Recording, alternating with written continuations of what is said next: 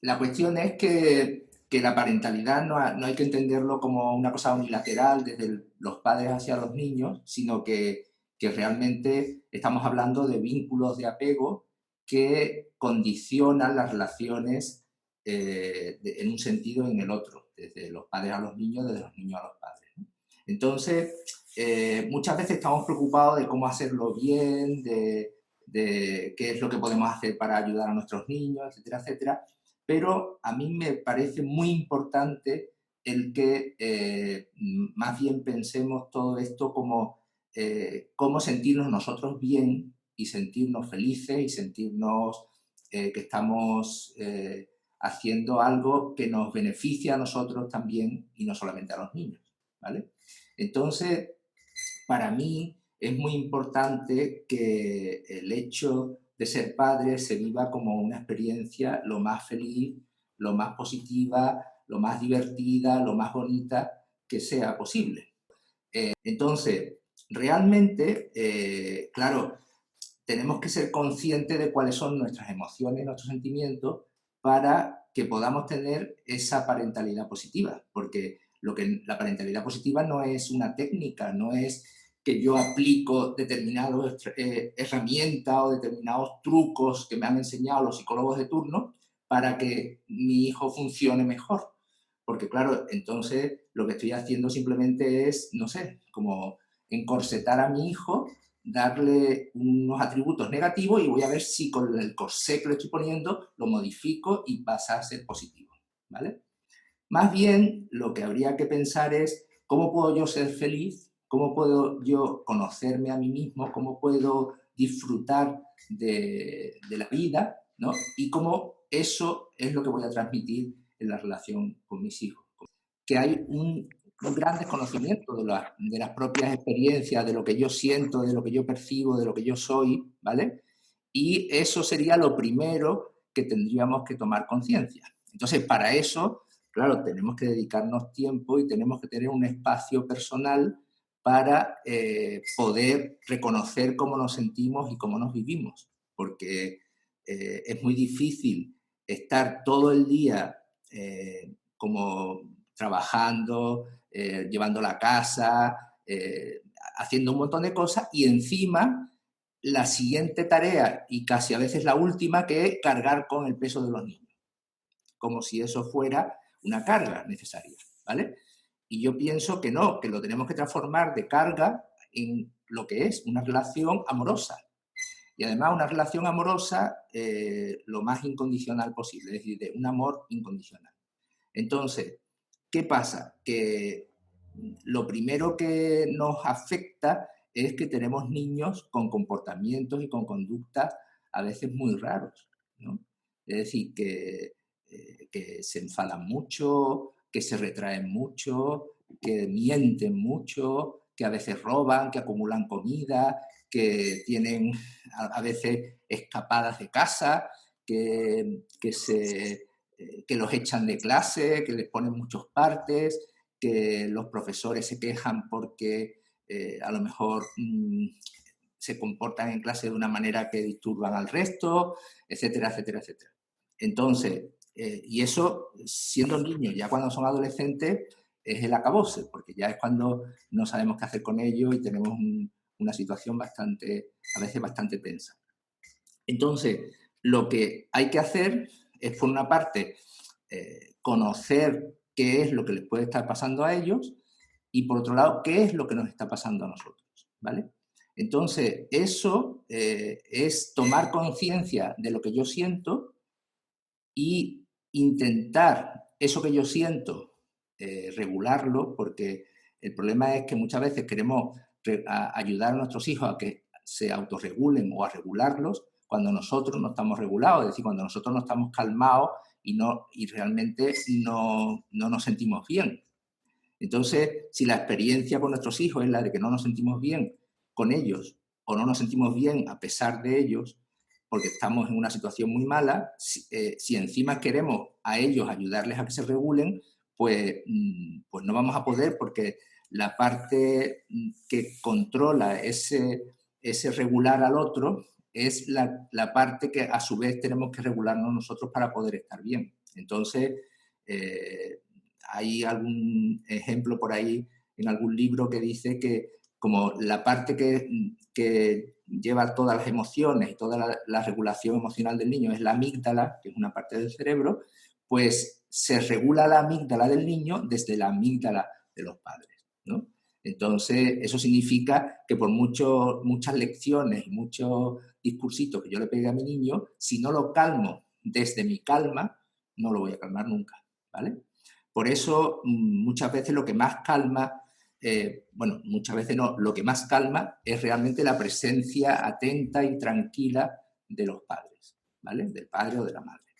Entonces, hay un fenómeno que debido a la adversidad temprana, que el TEAF ya es una adversidad temprana, pero bueno, que luego los niños con TEAF probablemente también han tenido ciertas vicisitudes si han sido adoptados, pues de los orfanatos, del maltrato, de situaciones bastante a veces muy negativas, ¿no?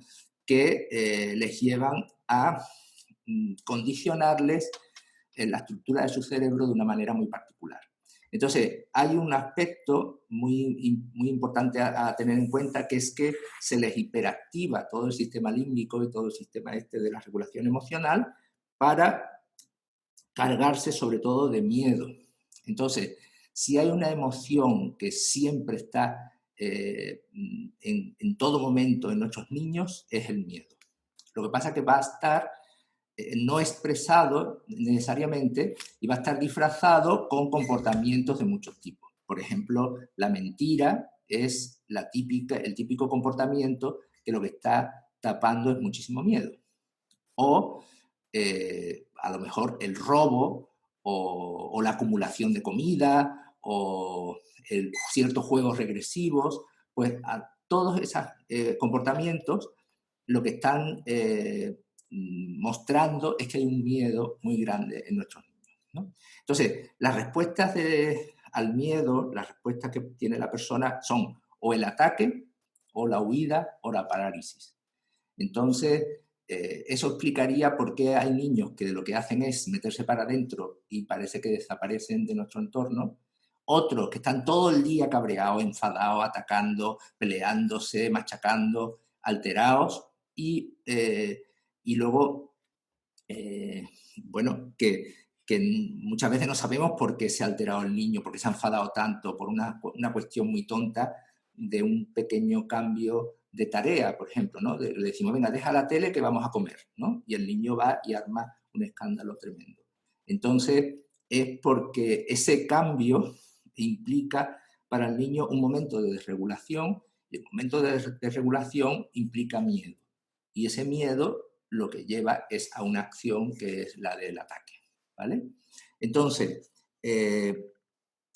la expresión de este miedo puede ser, ya digo, desde incluso la hiperactividad misma, que sería una descarga a través del cuerpo y que muchos niños tienen ese diagnóstico y parecería que eso es una cosa que ha caído del cielo, pero bueno, que tiene una explicación, eso mismo como la falta de atención, porque claro, un niño que está hiperalerta a miles de cosas, pues difícilmente puede estar atendiendo y concentrado en algo, porque está demasiado pendiente de demasiadas cosas, ¿no? Entonces, la situación esta del confinamiento le ha venido bien a nuestros niños porque, curiosamente, una de las cosas que pedimos los profesionales es que se intente crear rutinas, que haya pocos estímulos, que los niños vayan poco a poco pudiendo hacer sus objetivos, pero en un entorno protegido, etcétera, etcétera. Entonces, claro, el quitarles de en medio a los niños el colegio, que es una fuente enorme de problemas por la cantidad de estímulos y de situaciones que se crean negativas, ¿no? Pues los niños mejoran en casa, curiosamente, y además nos tienen presentes todo el día, con lo cual os decía antes esa frase de que lo que más calma a un niño es la presencia calmada de sus padres, una presencia calmada y atenta, ¿vale? Entonces, es verdad que ahora tenemos más tiempo para dedicarle y para estar más atentos a ellos, a no ser que trabajemos en casa, ¿vale? pero lo normal es que estemos más tiempo y curiosamente los niños están más calmados. Ahora, los niños, porque los adolescentes no necesariamente van a estar más calmados con nuestro control y nuestra presencia, porque ellos lo que necesitan es todo lo contrario, ellos necesitan aventura, estar con sus iguales, rebelarse, es decir, necesitan otro tipo de actividad que no es precisamente la de que estemos encima de ellos. Entonces, el niño que es capaz, el adolescente que es capaz de hacer como una regresión al momento más infantil de dependencia de los padres y que se pueda adaptar a eso, va a estar muy bien, o el adolescente que lo haga de vez en cuando. Durante ese momento va a estar muy bien, pero en el momento en que salta la parte adolescente, ahí estamos a lo mejor en una situación de muchos conflictos, ¿vale? Porque necesitan rebelarse y necesitan buscar su propio camino, que es con los iguales, no es con nosotros, no es hacernos caso a nosotros. Entonces, ahí puede haber algún tipo de tensión extra que en estos momentos, pues bueno, pues ya está, hay que afrontarla y hacer lo que se tenga que hacer, ¿vale? Entonces, hay cosas que hay que tener en cuenta, que es que cada vez que el niño se porta mal, o el adolescente, es porque ha desregulado. Eso es una forma de expresarlo, y eso significa que se está emocionando negativamente. Entonces, lo que tenemos que intentar, lo primero siempre es calmarle, no razonar, no hablarle, no aplicar castigos, no aplicar nada, ni consecuencias, ni nada de eso, sino que primero lo que tenemos que hacer es calmar. Entonces, ¿qué ocurre? Que muchas veces, como nosotros no sabemos calmarnos a nosotros mismos, pues claro, y cuando el niño salta y me chilla, o se enfada, o desobedece, o he descubierto que ha robado algo, que ha roto algo, que ha hecho algún desastre o lo que sea, por lo que hago es simplemente reacciono, me enfado, castigo, chillo o cualquier cosa así, ¿vale? Entonces, hay que entrenarse en calmarse primero y luego pensar, porque el sistema límbico y toda la parte esta del cerebro reptiliano, que es donde residen todas estas emociones y todas estas reacciones emocionales iniciales, inhibe la capacidad de pensar. Entonces lo que tenemos que hacer es recuperar esa capacidad de pensar, ¿vale? Y darnos cuenta de cómo nos estamos sintiendo para a su vez saber cómo actuar con nuestros hijos, ¿vale? Entonces, hay un fenómeno que es muy curioso, que muchas veces la emoción que nosotros sentimos es justo la que ellos están sintiendo, pero que no reconocen, que no se dan cuenta. Por ejemplo, si a mí hay algo que me da muchísimo miedo de lo que ha pasado, puede ser que el niño tenga muchísimo miedo en ese momento y no lo esté reconociendo. Pero si lo que me produce es muchísimo enfado o muchísima rabia, pues igual también es algo que al niño le está produciendo muchísima rabia, muchísimo enfado, pero que no lo ha expresado a través de eso, sino a través de una acción que me provoca a mí esto, ¿vale? Entonces, esto lo digo como una forma de, a veces, de reconocer qué es lo que nos está pasando para saber qué es lo que le puede estar pasando al niño, ¿no? Porque una de las cosas que también tenemos que tener en cuenta es que normalmente a nuestros hijos les cuesta reconocer cuáles son sus emociones. Es decir, tú le preguntas, oye, ¿qué te pasa? ¿Cómo estás? Y pues no te dicen nunca, estoy triste, estoy... A lo mejor lo único que saben decir, estoy mal, como mucho, ¿no? O estoy enfadado. Pero muchas veces no saben reconocer las emociones. Entonces, por eso nuestra tarea de reconocer las nuestras y a su vez reconocer las suyas es muy importante, aprender a reconocer emociones. ¿Por qué? Pues porque eso nos puede ayudar a llevarnos mucho mejor si sabemos cuál es la emoción que falta, que el niño no es capaz de expresar, pero que a lo mejor nosotros sí podemos decirle, oye, que entiendo que estás muy enfadado, o entiendo que estás muy triste, o entiendo que estás muy confuso, o entiendo que estás lo que sea, ¿vale? Pero eso va a ayudar en la relación porque el niño se va a sentir sentido y se va a sentir visto. Y eso es muy importante para esta presencia calmada y atenta de nuestros hijos, ¿no? O con ellos. Entonces, bueno, hay fórmulas en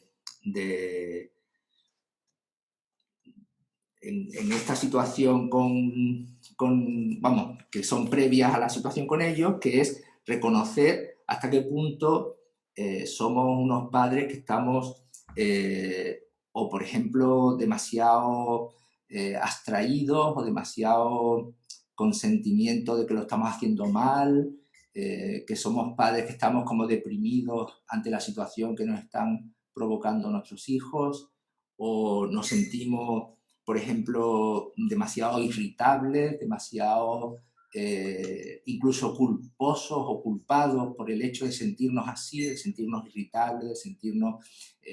y incluso hay veces que nos sentimos avergonzados, es decir, que nos avergonzamos de nuestros propios hijos, ¿no? Porque se han portado mal, porque a los vecinos les alteran, porque nos llaman la atención, por lo que sea, ¿vale?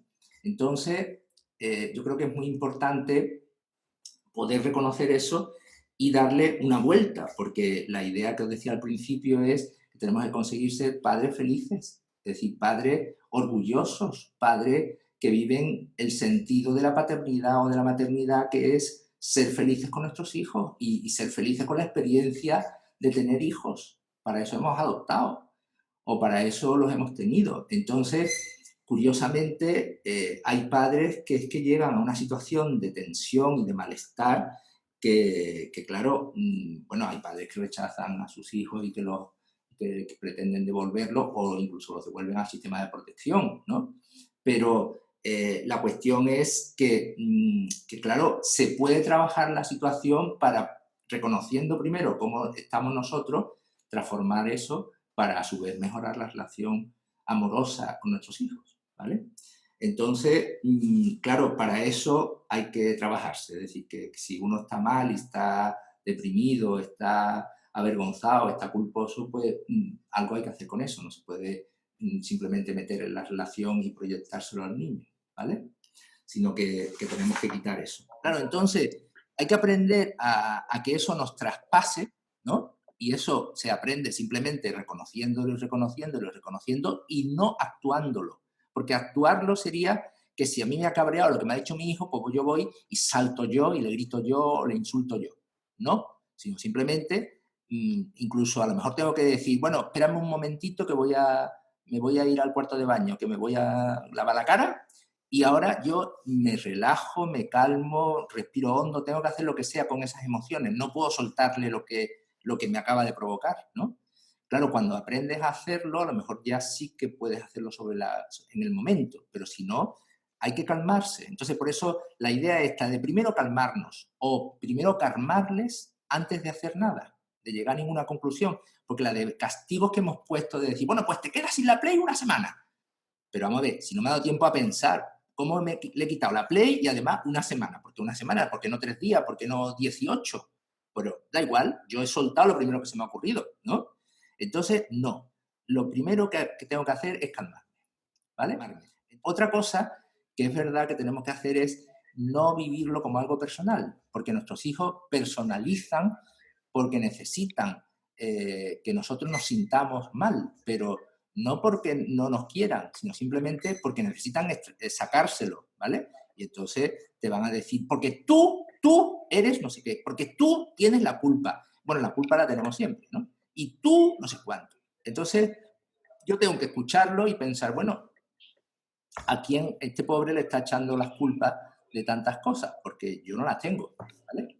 Entonces, claro, si yo le doy la vuelta, me calmo y le devuelvo simplemente una validación, que es, bueno, yo me doy cuenta de que estás muy enfadado porque, por ejemplo, tienes que hacer muchos deberes y porque se han pasado tus profesores, ¿no? O realmente te gustaría estar con tus amigos jugando y divirtiéndote y tienes que estar aquí encerrado con el confinamiento, ¿vale? Lo que no podemos pretender es que nuestros hijos saquen capacidades y recursos que no tienen. Es decir, hay cosas que no pueden hacer, como prevenir, como incluso expresar realmente cómo se sienten, pero por mucho que le preguntemos, no es que lo oculten, es que no lo saben. Entonces, preguntarle por qué has hecho esto, pues a lo mejor te van a decir, pues no lo sé, y es real, no lo sabes, ¿no? Entonces, la mentira, por ejemplo, es otra cosa que la hacen con una facilidad tremenda y no les da tiempo a pensar la estrategia de la mentira, simplemente mienten. A lo mejor tú les has visto robar algo, ¿no? Y le preguntas, oye, ¿tú has robado algo? Y te dicen, no. Dice, pero si te acabo de ver. Dice, no, no me has visto. Digo, vamos, ¿cómo que no te he visto? Que te acabo de ver. Que no me has visto, ¿sabes? Y entonces se quedan tan frescos porque están funcionando con un funcionamiento muy infantil, que esa es otra de las cosas que también tenemos que tener en cuenta, que su funcionamiento no es el de la edad con la que aparecen biológicamente, sino con la edad mental que están en ese momento, ¿vale? Y normalmente pueden estar pasando por fases donde se comportan como si tuvieran 4 veces menos edad, 4 veces menos. Es decir, que si tienen 14, pues puede ser con 3 años. Y si tienen 18, pues con 4. Vamos, que es tremendo. Tú dices, pero ¿cómo puede estar comportándose así? Pues así. Entonces, yo te decía antes lo de calmar, porque si esto que le está pasando de noche y le da mucho miedo, a lo mejor puedes dormir con ella, ¿vale? Entonces, ¿qué pasa? Que es la única manera, a lo mejor, a veces de calmarla, o por lo menos un momentito hasta que tú te vayas a tu cama, o lo que sea. Pero la cuestión es que se tiene que calmar. Pues cuéntales cuento de cuando era más pequeña, cualquier cosa. La cuestión es que se calme. Ahora, en el confinamiento hay algo que no hemos tenido en cuenta y es que hay mucha gente supuestamente que se está muriendo, ¿vale? Es decir, en las noticias de lo único que se habla es de enfermos y de muertos, y siempre muertos, y muertos, y muertos, y muertos, cuando realmente están muriendo gente, pero bueno, están muriendo gente dentro de un orden, es decir, que no están muriendo 50 veces más de lo normal, están muriendo un 30, un 40, un 50% más de lo normal. Es decir, que no es que se esté muriendo todo el mundo, están muriendo algunas personas más de la cuenta. ¿Qué pasa? Que para nuestros hijos resulta que es que nos podemos morir en cualquier momento. Todos, ellos también, pero como se han enterado que no, que son las personas mayores y nosotros somos mayores y para ellos muy viejos, pues probablemente nos muramos, ¿vale?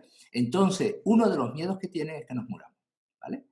O que se nos lleven al hospital y no volvamos nunca. Que eso son noticias que se cuentan, la gente la contamos, hay que ver que se la llevaron y no han podido ni hablar con ella o lo que sea. Entonces, ese temor hay que calmárselo, ¿vale? Que no nos vamos a morir así por las buenas y que no vamos a desaparecer ni ninguna cosa de esta, ¿vale? Entonces, es preferible decirle simplemente, mira, tú no te preocupes que yo no me voy a morir. Vamos, yo no lo sé si me voy a morir, todos nos vamos a morir algún día, pero justo ahora no me voy a morir, vamos. Claro, sí, yo pienso que como ahí no podéis hacerle una situación de apego seguro porque están transitoriamente en los centros de protección, además cambia mucho el personal, ¿no? Entonces, lo que sí se le puede hacer es sobre todo un trabajo de inteligencia emocional, podríamos decir, que es de reconocerle cómo se sienten, de reconocérselo y validárselo, porque a lo mejor son niños que están muy enfadados porque los han apartado de sus padres y porque los padres a lo mejor se han portado muy mal o han abusado de ellos o X, ¿no? Y eso a lo mejor no se habla. Y son niños que necesitan que se les hable de eso. Porque una cosa es pretender que los niños nos lleguen y nos digan, oye, mira, yo me siento así, y otra cosa es hablar de lo que pueden estar sintiendo y que para ellos es muy importante. Y en la medida en que a mí me dicen, bueno, no te preocupes porque eso que sientes es normal, que tú estés muy enfadado y que te entren ganas de matar a todo el mundo, por ejemplo. Si tú le dices eso a un niño de 4, de 5 años, que parece que no entiende ni huele, pero a esa edad sí entiende y huele, ¿no? Y tú vas y le dices eso, a lo mejor vas y le calmas completamente su ansiedad, sus temores, y si tenía terrores nocturnos y se hacía pipí en la cama, deja de hacerlo, ¿vale? ¿Por qué? Porque se le está entendiendo, porque se le está llevando a un terreno de ser visto y reconocido, ¿vale?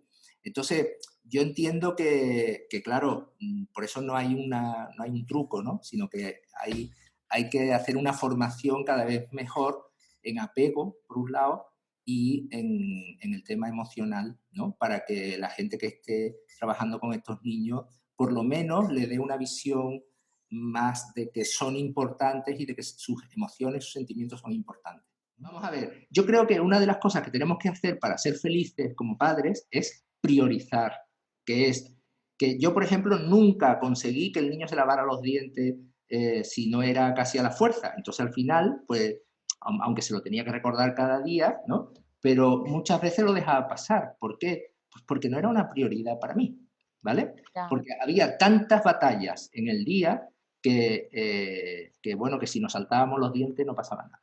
pero hay que ser muy flexibles y muy tolerantes. Mira, una de las cosas que todavía no he dicho, que para mí era como una de las cosas más importantes de esta charla que quería transmitiros, es que les tenemos que aceptar como son, ¿vale? Y nuestros niños son muy peculiares, todos, ¿vale? Unos por un lado y otros por otro, unos por activa y otros por pasiva, ¿vale? Entonces, tolerarles es lo primero que hay que hacer. ¿Por qué? Porque para aceptarles hay que tolerarles. Y que sean desobedientes, que sean tercos, que sean obstinados, que sean rabiosos, que sean lo que sea, ¿no?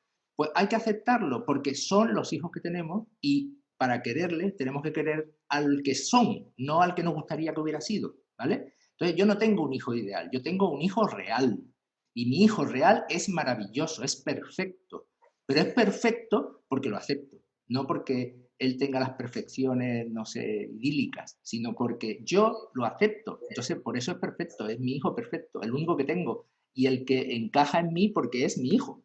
Punto. Ya está. Entonces, tengo que aceptarle, ¿vale? ¿Qué pasa? Que a lo mejor una de las cosas que acepto es que no se ponga la funda de los braques o de la cosa de la ortodoncia, ¿no? Y se le volverán a torcer los dientes. Bueno, pues es que esa no es mi prioridad, porque tengo otras. Mira, los gatilladores o los disparadores son simplemente lo que nos desregula, ¿no? Los detonantes. Entonces, a los padres, por ejemplo, nos pueden desregular gritos, nos puede desregular el desorden, nos puede desregular la mentira. Es decir, puede haber específicamente cosas que a nosotros nos sientan muy mal, ¿vale?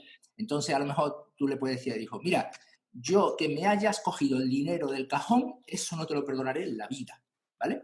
¿Por qué? Pues porque para mí el robo es lo máximo. O a lo mejor es simplemente que me diga que me muera, ¿vale? Bien. Entonces, yo tengo que reconocer lo que me hace más daño para simplemente hacer algo con eso, porque además, como mi hijo sepa cuál es lo que a mí me hace más daño, a ese botón le va a dar siempre, porque lo que quiere es que yo me active y que me cabree y me enfade y tal, y provocar en mí esas reacciones emocionales intensas, ¿no? Bien, ahora, ellos, los niños, sus disparadores pueden ser cualquier cosa que tenga que ver con la autopreservación, vamos a decir así. Por ejemplo, la hora de dormir, la hora de comer, la hora de ducharse, la hora de... Es decir, cualquier cambio de tarea, por ejemplo, pasar de decir, venga, sal de la ducha que vamos a comer. Eso puede ser el disparador, ¿vale? Entonces, muchos de los disparadores son las transiciones, ¿eh? De una cosa a otra. Eso a veces la gente no lo entiende, mucha gente no se ha dado cuenta y dice, pero ¿por qué se ha cabreado el niño? Pero si yo lo único que le he dicho es, claro, tú lo único que le has dicho es cambia de tarea, ¿vale? Entonces, lo que hay que hacer en esos casos es prever los disparadores. Es decir, si yo cada vez que le digo cambia de tarea se pone fatal, pues le aviso 5 minutos antes del cambio de tarea. No le digo, ahora, entonces, si yo cojo al niño y digo, vámonos al colegio, ¿no? Y no lo he preparado en 5 minutos, pues a lo mejor me la lía y no salimos a tiempo, ¿vale? Entonces, los disparadores son simplemente los elementos que desregulen. Entonces, puede ser el hambre, puede ser el frío, puede ser el calor, puede ser el sueño, es decir, cosas físicas. Y luego están cosas ya concretas de tipo emocional, por ejemplo, si yo le chillo al niño, por ejemplo, si le han chillado mucho, o a lo mejor si lo toco de una forma muy efusiva porque no quiere que lo toquen, porque está harto de que lo toquen, porque se siente abusado, no quiere que lo toquen, no quiere besos, ¿no? Entonces me tengo que dar cuenta de qué es lo que yo sin querer le provoco al niño. Entonces por eso en el confinamiento tenemos una oportunidad bárbara de estar más tiempo con ellos y de precisamente observar qué les pasa y qué no les pasa con nuestros comportamientos y no dar por hecho que a un niño le tiene que gustarle mis besos. Mis besos a lo mejor le dan asco. Vamos a ver, o mis abrazos, ya verás. Las dimensiones de la personalidad, ¿no? Una de las dimensiones, porque tenemos varias, por ejemplo, la sexualidad es una, la autoconservación, es decir, beber cuando tenemos sed, dormir cuando tenemos sueño, ¿no? Entonces, hay una que es la de la autoestima, o que llamamos el narcisismo, es decir, la imagen que yo tengo de mí mismo. Entonces, nuestros niños desde chicos, cualquiera, sean enfermos de cualquier enfermedad, cualquier cosa, tenemos ese narcisismo que nos preocupa, es decir, queremos, por ejemplo, que nuestros padres nos digan que hemos hecho bien, lo que sea, y nos gusta que nos alaben, nos gusta que nos aplaudan, y nosotros estimulamos eso en nuestros niños cuando les decimos, bien, bien. Con la adolescencia eso es todavía más exagerado porque es el momento del cambio de identidad y de asumir una identidad nueva. Entonces nuestros niños están súper preocupados sobre la imagen que están dando, ¿vale? Entonces, el dar una imagen de discapacitados, de niños raros, de niños difíciles, de niños que se les puede expulsar, que se les puede abusar, que yo qué sé, cualquier diferencia les molesta mucho porque les hace sentir inferiores y les hace sentir mal. Y claro, la autoestima de nuestros niños a veces está por los suelos, entre otras cosas porque si han sido abandonados y adoptados, tienen grabadísimo que son niños desechables, que son niños que fueron como, venga, este niño no sirve para nada, fuera. Y ahora nosotros hemos cogido a ese niño que no sirve para nada y aunque lo queramos, pero en el fondo ellos no valen ni pimiento, ¿vale? Entonces, convencerles de que valen y convencerles de que sean, a pesar de que son diferentes, porque lo son muchas veces, ¿no? Que los vamos a querer y que van a ser lo más bonito que hay en la vida y tal, pero por eso yo hablo siempre del amor incondicional, porque tenemos que transmitirles un valor y un sentimiento de que son importantísimos y de que son valiosos, como sea, ¿eh? Pero, bueno, se van a encontrar que la sociedad no le va a dar ese refuerzo. Y entonces habrá que dejarles que expresen eso y decírselo, decirle, hay que ver que ser diferente en las cosas suele traer problemas, porque es verdad que fíjate, los niños con gafas, la gente los rechaza. Los niños negros en los colegios españoles, como casi todo el mundo es blanco, los rechazan. Cuando hay un niño de etnia gitana, también lo rechazan porque es diferente. Si hay un niño que es un poquito afeminado, también porque dicen que es mariquita. Entonces, bueno, a hacerle entender que el ser diferente, que a veces la gente tonta, idiota, que no tiene criterio, pues rechaza.